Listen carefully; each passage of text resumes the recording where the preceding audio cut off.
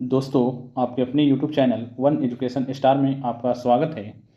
आज की इस वीडियो में हम ज्ञान बिंदु के बिहार दरोगा प्रारंभिक परीक्षा 2025 के वॉल्यूम 1 का सेट 1 के भाग दूसरा को देखने वाले हैं। हम लोग इससे पहले इसका एक वीडियो देख चुके हैं जिसमें क्वेश्चन 1 से 50 तक को कवर किया गया है और यह उसका दूसरा वीडियो है जिसमें क्वेश्चन 51 से 100 तक को हम लोग देखेंगे। तो बिना देर किए हुए चलते हैं क्वेश्चन पर। अगर आप इसका पहला वीडियो नहीं देखे हैं तो उसका लिंक इसके डिस्क्रिप्शन में दिया गया है, वहां से जाकर उसे देख सकते हैं। क्वेश्चन नंबर 51 है और आज का ये पहला क्वेश्चन है कि बर्फ के दो टुकड़ों को आपस में दबाने पर टुकड़े आपस में चिपक जाते हैं क्योंकि ऑप्शन ए है कि दाब अधिक होने पर बर्फ का गलनांक घट जाता है, दाब अधिक होने पर बर्फ का गलनांक बढ़ जाता है, दाब अधिक होने पर बर्फ का गलनांक में कोई प्रभाव नहीं पड़ता है, या उपरोक्त में से कोई नहीं। तो इसका राइट आंसर ऑप्शन ए होगा कि दाब अधिक होने पर बर्फ का गलनांक घट जाता है। साथ में ये भी याद रखेंगे कि नमक मिलाने से बर्फ का गलनांक घट जाता है। बर्फ पानी में तैरता है क्योंकि पानी बर्फ से भारी होता है, यानी बर्फ हल्का होता है इसलिए पानी पर तैरता है, जबकि बर्फ एल्कोहल में डूब जाता है। चूंकि बर्फ जो है वो एल्कोहल से भारी होता है इसलिए डूब जाता है। क्वेश्चन नंबर 52 है कि बिजली के हीटर में कौन सी सामग्री प्रयुक्त होती है? इस्पात, तांबा, टंगस्टन या नाइक्रोम। तो बिजली के हीटर में नाइक्रोम का इस्तेमाल किया जाता है जो निकेल, क्रोमियम और आयरन का मिश्र धातु होता है। बिजली का हीटर विद्युत धारा के उष्मीय प्रभाव पर कार्य करता है। साथ में ये भी याद रखेंगे कि बल्ब का फिलामेंट टंगस्टन का बना होता है जिसका गलनांक लगभग 3500 डिग्री सेल्सियस होता है। क्वेश्चन नंबर 53 है कि तेल की पतली फिल्म से परावर्तित श्वेत प्रकाश में रंग दिखाई देने का कारण है व्यतिकरण, विक्षेपण, विवर्तन या ध्रुवण। तो इसका राइट आंसर ऑप्शन ए होगा व्यतिकरण। और साथ में ये भी याद रखेंगे कि जब कोई घटना में चमकने का क्वेश्चन पूछा जाए तो उसका कारण पूर्ण आंतरिक परिवर्तन होता है, और जब कोई घटना रंग से संबंधित पूछा जाए जैसे ऊपर से देखने पर पृथ्वी का नीला दिखाई देना या डूबते और उगते समय सूर्य का लाल दिखाई देना, ये सभी प्रकीर्णन के कारण होता है। क्वेश्चन नंबर 54 है कि निम्नलिखित प्रश्न में दो कथन दिए गए हैं, एक अभिकथन है और दूसरा कारण है। इन कथनों का सावधानी पूर्वक मूल्यांकन करें और नीचे दिए गए विकल्प में से सही विकल्प का चयन करें। अभिकथन है कि वाष्पीकरण की प्रक्रिया केवल क्वथनांक पर ही होती है, और कारण है कि वाष्पीकरण द्रव की सतह से क्वथनांक से कम तापमान पर वाष्प में परिवर्तित होने की धीमी प्रक्रिया है। तो यहाँ पर अभिकथन गलत है जबकि कारण सही है, मतलब कि ऑप्शन बी इसका राइट आंसर होगा। एक बात और ध्यान रखेंगे कि कभी भी ऑप्शन में केवल अगर इस्तेमाल किया जाए तो ज़्यादा चांस होता है कि वह ऑप्शन गलत ही है। क्वेश्चन नंबर 55 है कि निम्नलिखित अभिक्रिया में से कौन सा वियोजन या निस्तापन अभिक्रिया को प्रदर्शित करता है? वियोजन का मतलब है कि एक से दो या दो से अधिक हिस्सा में टूट जाना। तो हम पहला ऑप्शन को देख रहे हैं, तो जिंक ऑक्साइड कार्बन के साथ अभिक्रिया करके ये दो पदार्थ का निर्माण कर रहे हैं। ऑप्शन बी में भी यही है, जबकि ऑप्शन सी में ये जो है जिंक कार्बोनेट ये दो हिस्सा में टूट गया है, जिंक ऑक्साइड और CO2 यानी कार्बन डाइऑक्साइड में, मतलब कि इसका राइट आंसर ऑप्शन सी होगा। क्वेश्चन नंबर 56 है कि सूची 1 व सूची 2 को सम्मिलित कीजिए और नीचे दिए गए कूटों में से सही कूट का चयन कीजिए। हेमाटाइट ये सभी लोहे की प्रकार है।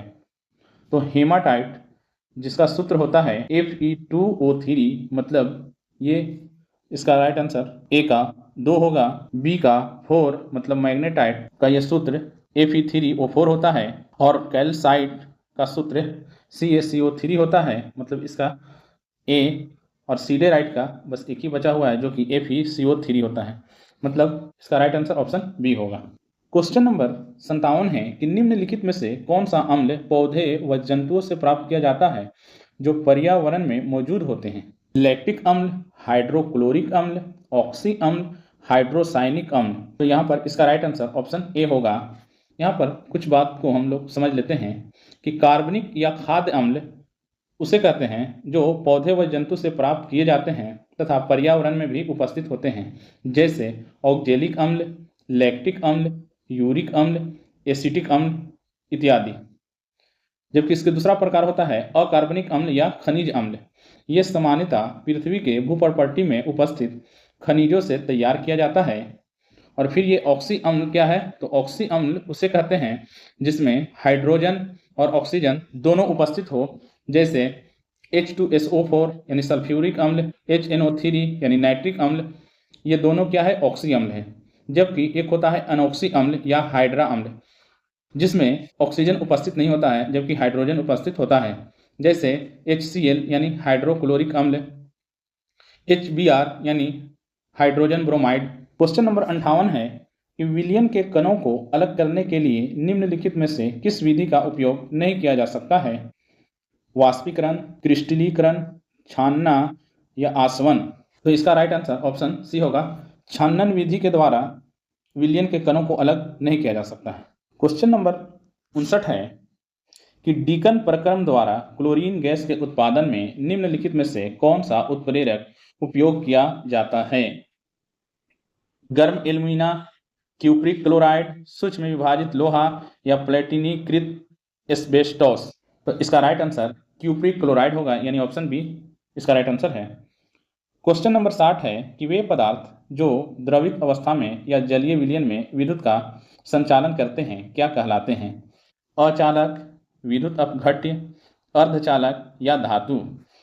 तो ये विद्युत अपघट्य कहलाते हैं। जैसे नॉर्मल हम लोग बैटरी में देखते हैं जो जल इस्तेमाल किया जाता है या उसमें जो एल्कोहल रहता है, उन सभी मिश्रण को ही जल विद्युत अपघट्य कहा जाता है। क्वेश्चन नंबर 61 है कि पुष्पीय पौधे का अध्ययन किस शाखा में करते हैं? Cryptogams, phanerogams, bryophytes, pteridophytes. इसका राइट आंसर फेनरोगेम्स में होता है। नंबर 62 है कि पादप कोशिकाएं जंतु कोशिकाओं से किसकी अनुपस्थिति के कारण भिन्न होती है? अंतःद्रवी जाल, माइटोकॉन्ड्रिया, तारक केंद्र या राइबोसोम।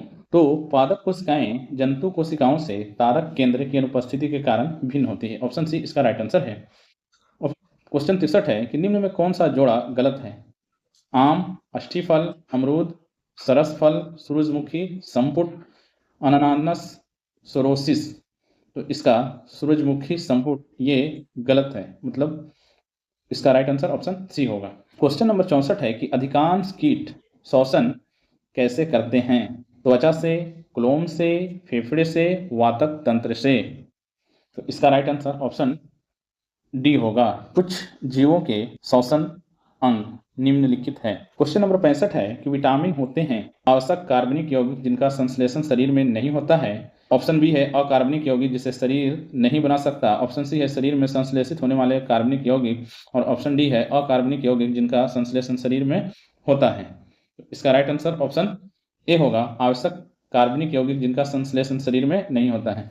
क्वेश्चन नंबर 66 है कि सूची 1 को सूची 2 से सम्मिलित करें तथा कूट की सहायता से सही उत्तर का चयन करें। सिलिकॉन कार्बाइड ये कृत्रिम हीरा होता है। कार्बन तंतु इसका इस्तेमाल वायुयान में होता है। कार्बन डाइऑक्साइड इसका इस्तेमाल प्रकाश संश्लेषण में। और डाइफ्लोरोमीथेन इसका इस्तेमाल प्रशीतक के रूप में। मतलब ए का 3 इसमें एक ही में है, ये है, इसलिए इसका राइट आंसर ऑप्शन सी होगा। क्वेश्चन नंबर 67 है कि निम्नलिखित में से कौन सा पदार्थ प्रोटीन नहीं है? कपास, केसबाल, लूता रेशम या खूर। तो इसका राइट आंसर ऑप्शन ए होगा, कपास ये प्रोटीन नहीं है, बल्कि कपास पौधे आधारित रेशा है जो मुख्य रूप से सेल्यूलोज का बना होता है। जबकि बाल, खूर या नाखून, मकड़ी के जाल जिसे लूता रेशम कहते हैं, ये सभी प्रोटीन होते हैं। Translate the sentence into English, यानी हिंदी का इंग्लिश करना है, तुमने मेरा दिल जीत लिया।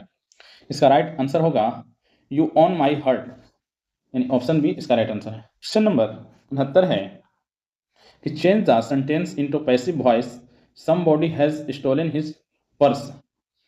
तो इसका राइट आंसर ऑप्शन डी होगा, his purse has been stolen. Question number 70 है कि change the sentence from direct speech to indirect speech.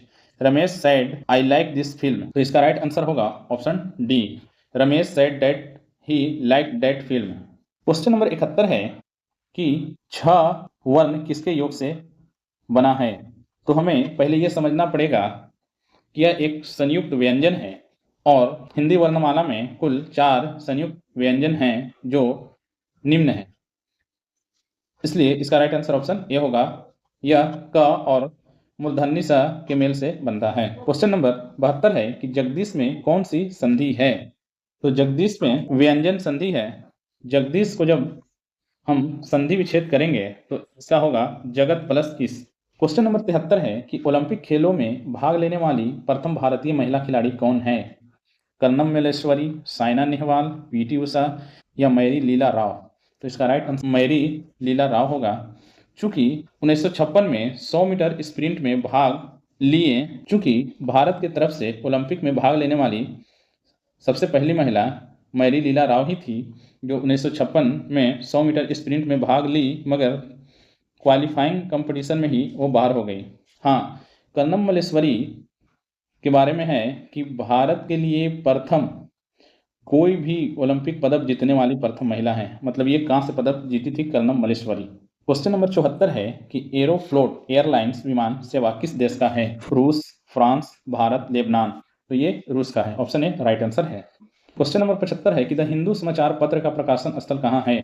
London, Dhaka, Delhi या चेन्नई। तो इसका प्रकाशन स्थल चेन्नई है। ऑप्शन डी इसका राइट आंसर है।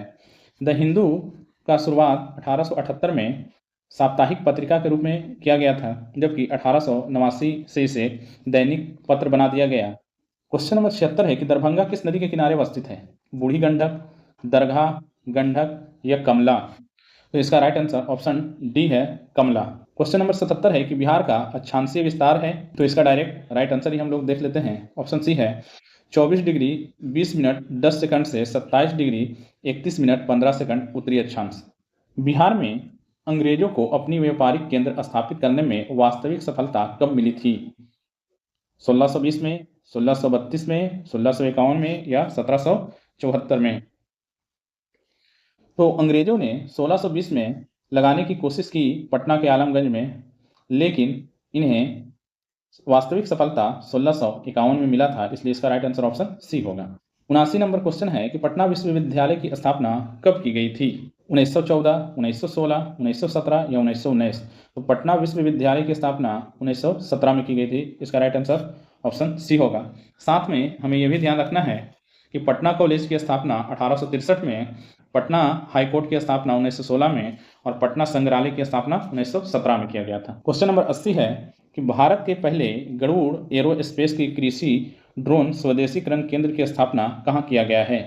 हैदराबाद, बेंगलुरु, मुंबई या चेन्नई। तो इसका राइट आंसर ऑप्शन डी होगा। क्वेश्चन नंबर 81 है कि निम्नलिखित में से कौन सी पहली भारतीय ई कॉमर्स कंपनी है जो आरबीआई से एनबीएफसी लाइसेंस प्राप्त की है? जियो मार्ट, अमेजन, फ्लिपकार्ट या इनमें से कोई नहीं। तो ये फ्लिपकार्ट है जो आरबीआई से एनबीएफसी लाइसेंस प्राप्त की है। ऑप्शन सी इसका राइट आंसर है। हाल ही में चर्चा में रही एवी लिस्ट किस चीज की गणना से संबंधित है? हेल, चीता, पक्षी या बाघ।